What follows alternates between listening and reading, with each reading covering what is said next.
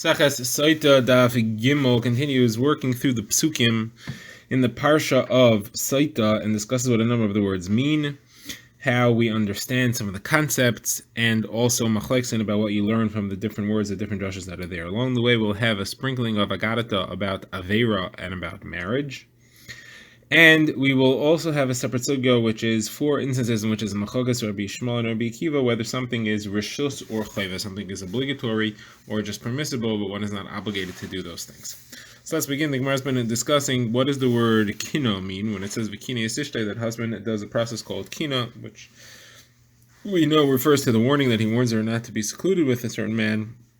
So how does that come out of the word kina? We've already seen what it is according to one opinion, the opinion that says it is forbidden for one to do it, that one is not supposed to do that. The most question is according to the other opinion that says that it's a mitzvah, or that it's permitted, that it's the correct thing to do for a husband to be mekane, to warn his wife in a case where he sees improper behavior. So what does the word kinoi mean? So we've seen up till now, the first opinion said that it means hatred, and refers to hatred that is created by it, but according to the other opinion that it's something that you're supposed to do, it wouldn't make sense to call it that he's creating hatred, so what does it mean? So the Gemara says kina means warning. Like the pasuk says, Ve'ikana Hashem la'artzai, Ve'ikana Hashem la'artzai ve'achmal al amai, and that's referring to a situation where HaKadosh Baruch Hu warned Klal Yisrael about a plague of locusts that was going to arrive.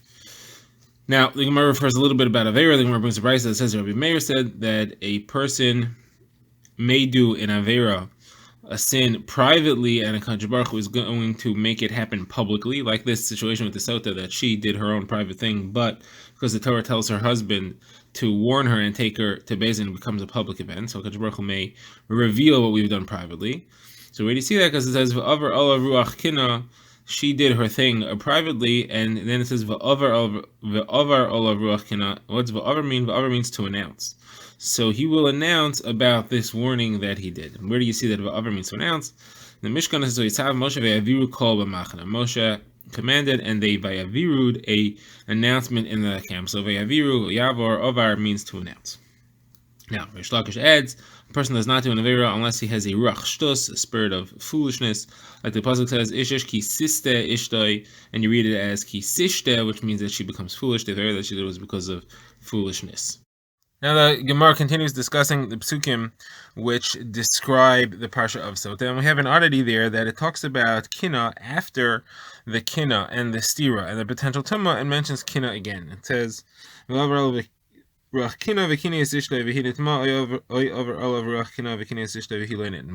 that all about? So Gemara introduces this by asking, why is it that a Sotah is believed why is it that a witness is believed to say that a Sotah is tamei, even if it's just one witness? Usually you require 2 witnesses. And my answer is the reason is because there's a reglaim ledavar. There's legs for the story to stand on, because she already had kini and stira, and then comes on this witness and says that he's testifying that it actually happened, therefore we believe him. So the Gemara asks, Rav Papa asks Abaye, but what do you mean? But it says kinoi and stira before, it says kinoi and stira after this witness.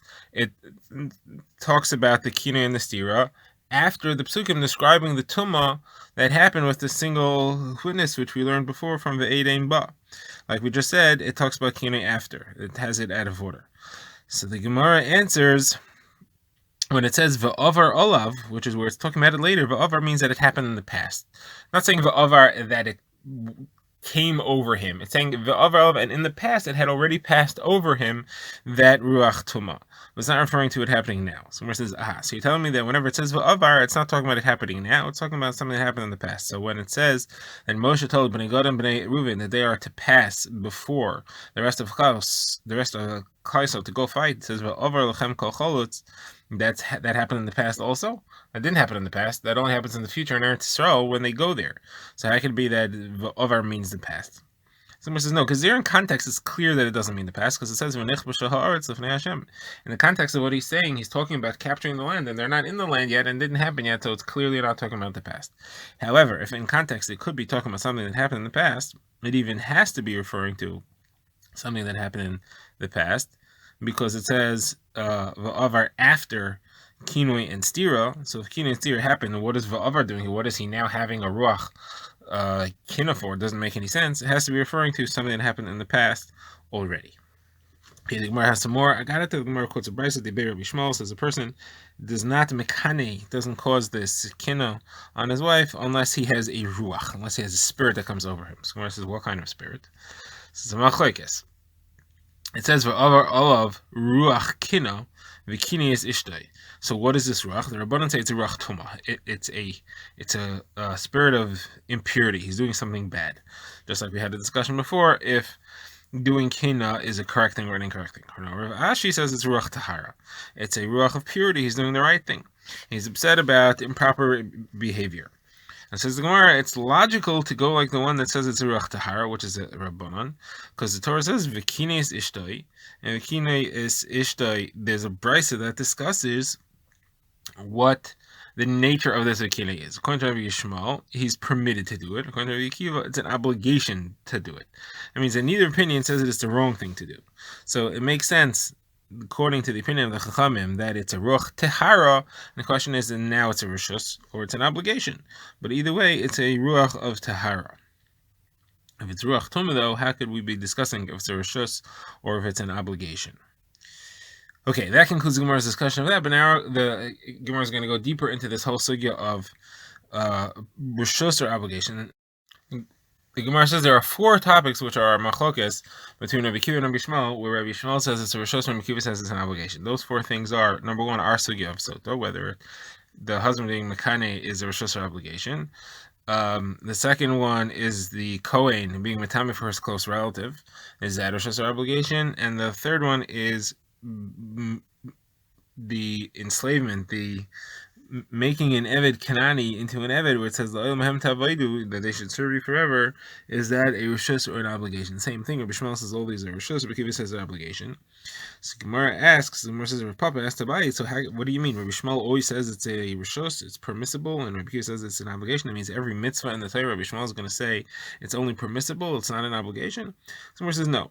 These 3 machlokes in Rabbi Shmuel says are only permissible and not an obligation, because these 3, you would have thought that you're not allowed to do it. Therefore, when the Torah tells you to do it, the Torah is not telling you have to. The Torah is saying one level up from what you would have thought. You would have thought that it's forbidden. The Torah is saying it's permitted.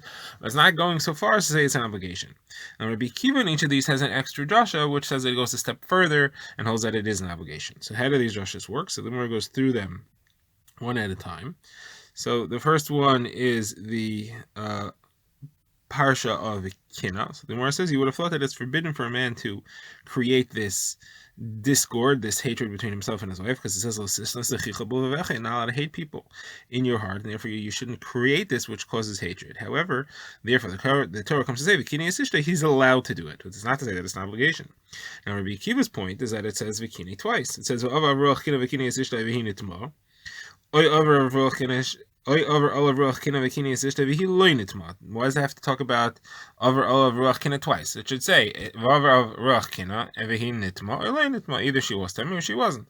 But why do I have to say twice that whole thing? You teach me 2 things. Number 1, not only is it not forbidden, but it's permitted. And number 2, not only is it permitted, but it's an obligation.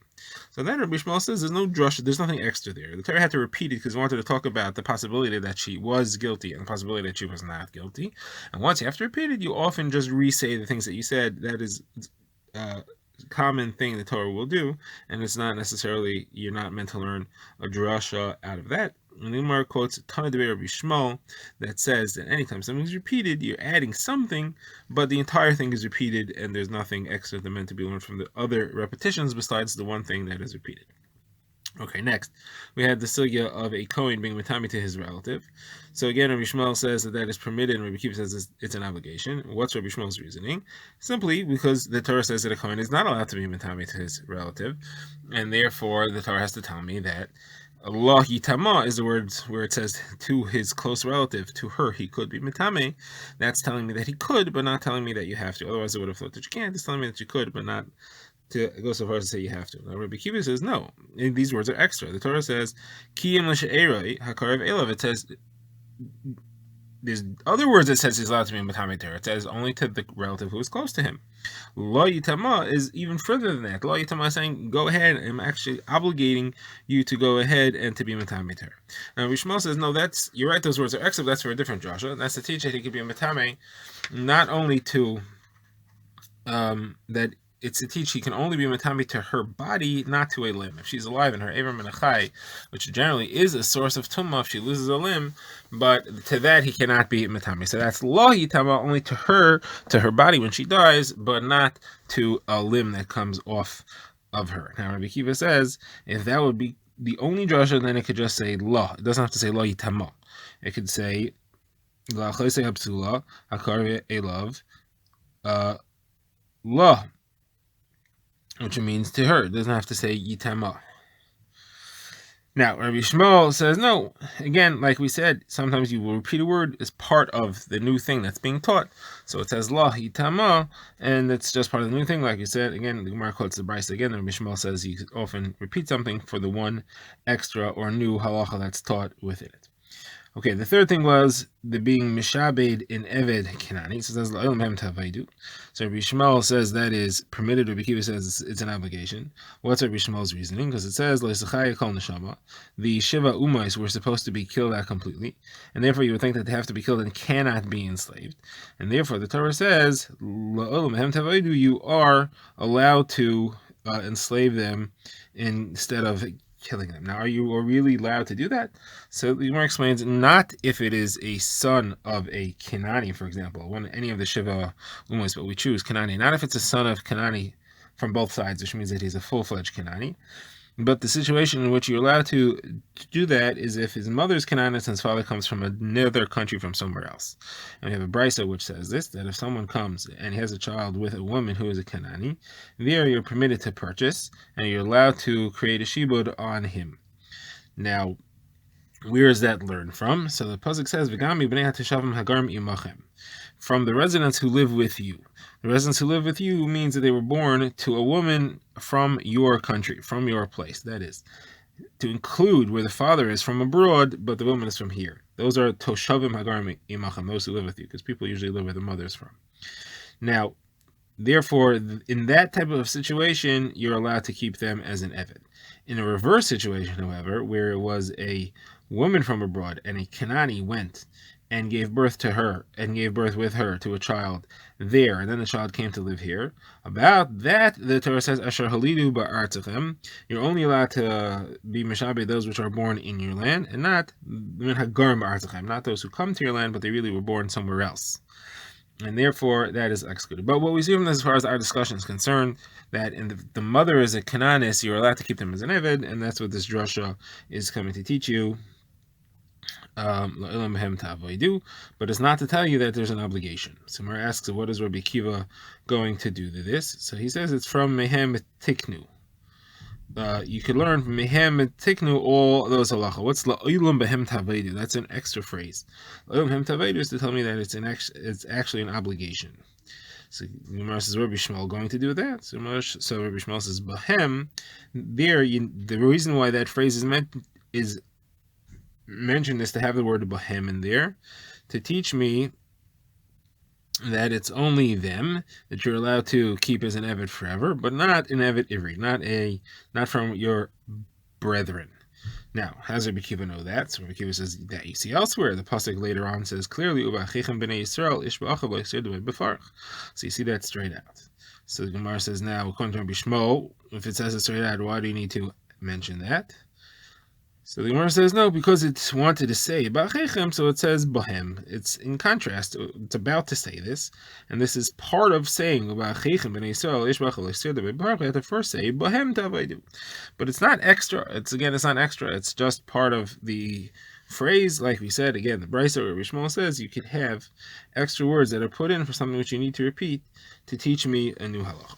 All right. Now the Gemara again fills in some Megadata, this time about marriage. So the Gemara says, Chizda says, Zanus in a household is like a worm which destroys the sesame crop, a particular worm which is very bad for the sesame crop, and that way Zanus also destroys the household. Rav Chizda says, anger in the household also destroys it in the same way. And then the Gemara says, but both of these are if they are the behavior of the wife. If it's the behavior of the husband, then it's not such a severe effect like that. It's not something that we're concerned about.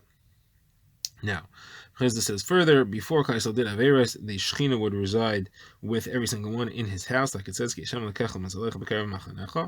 Hashem, your God, is going within your camp. However, once he did Averis, the Shechina was removed from the majority of them, like it says, if you do something which is objectionable, then he will turn away from you. Next, the Gemara quotes Rabbi Shmuel Bar Nachmani, the name of Rabbi Yonasan. It says, anyone who does one mitzvah in this world, it goes in front of him to Haba, and it announces his arrival, like it says, somebody who doesn't have air in this world, it surrounds him, and it grips him on the day of judgment, like it says, Yelafto, from the word Yelafef, to surround and to grip. Yelafto, Archos, Darakam, Yalu, Betayu, V'yevedu. Rabbi Loza says it's tied to him like a dog, like Potiphar's wife and Rav and Yosef Tzaddik, like it says, he didn't want to listen to her to what she wanted, which would be Lishkavatza, to lie with her and to be with her. And then refers to Lishkavatza, to be with her in this world, and Leos Ima in the next world, that she, which would be the Severa as she wished, would stay following him around for all eternity. Now the Gemara returns again to the topic of one witness being believed to establish that she really was nitmes, that she really did the Avera. So again, in the discussion of Znus, in the discussion of Sotah, we have two separate testimonies. We have the testimony to establish the Kina and the Stira, which make her usher until she drinks from the Sotah water or admits, and then you have the testimony which would say that she actually became Tamea, and then she's Tamea forever. Now the difference between these two is the first one, she's only usher until she clears her name. The second one, she's usher forever. It says Gemara, let's compare what types of Aiden we trust for these two. So you have a Mishnah that says as follows. You would think you can make a Kal V'chomer. The first set of testimony on the Kina and the Stira does not create a permanent Isser, only temporary Isser, but you need to have two Eidim. So Kal V'chomer, the Eidos on the last thing to show that she's nitmes, which creates an Isser forever, you certainly would have to have two Eidim. So Gemara says that's what you would have thought, but the Torah says it's not true, because it says V'eid ein ba, that it's when there are no witnesses, that is when you establish it, meaning you have to have at least one witness in order for it to be established. If there's no witnesses, then it's not established. But if you have at least one, then it's established. Says Gemara, so now we know that the second Eidus, which is forever, is enough with only one aid. So Kal V'chomer, the first Eidus, which is temporary, should be enough with only one aid. So Gemara says, no, we have a drasha that tells me the first Eidus requires two Eidim. The Torah says, Ki matzah ba'eraz davar, uses the word davar in describing the kinoi. So that word is linked to Api Shnayim Eidim Al Shlosha Eidim Yocham Davar, which clearly says explicitly you need to have two witnesses in that parsha. So here you also have to have two witnesses in this parsha as well to create the original Eidus of Kinoi and Stira. Now the Gemara asks, this is not true. The source of the halacha that the Kinoi and Stira Eidus has to be two Eidim is from the fact that it's linked to Davar through Gzeira Shava. That's not correct. We said it earlier. The source of that is because it says Ba, the Eid ein Ba. Specifically, the Eidus of Tumah is enough to have one Eid, but other Eidus, the Eidus of the Kina, Eidus of Stira, requires multiple Eidim. That's the source. So the Gemara answers, you're right. That really is the source. This Bryce is missing words, and when it's using the Gzeira Shava of Matzah ba'ervas davar, it's referring to something else. It's not referring to a husband with kinoi and stira and tumah and his wife. It's referring to, generally, you have one aid that says that a woman was mazana without kinoi and stira, without any of those things. For that, how do you know that you have to have multiple aidim there? And that's because the Torah says Matzah ba'ervas davar, and elsewhere it says Api Shnayim Eidim Yocham Davar. Just like that davar is two Eidim, this davar, which is talking about a general ervas davar, also has to be two Eidim, not talking about the parsha of Sotah with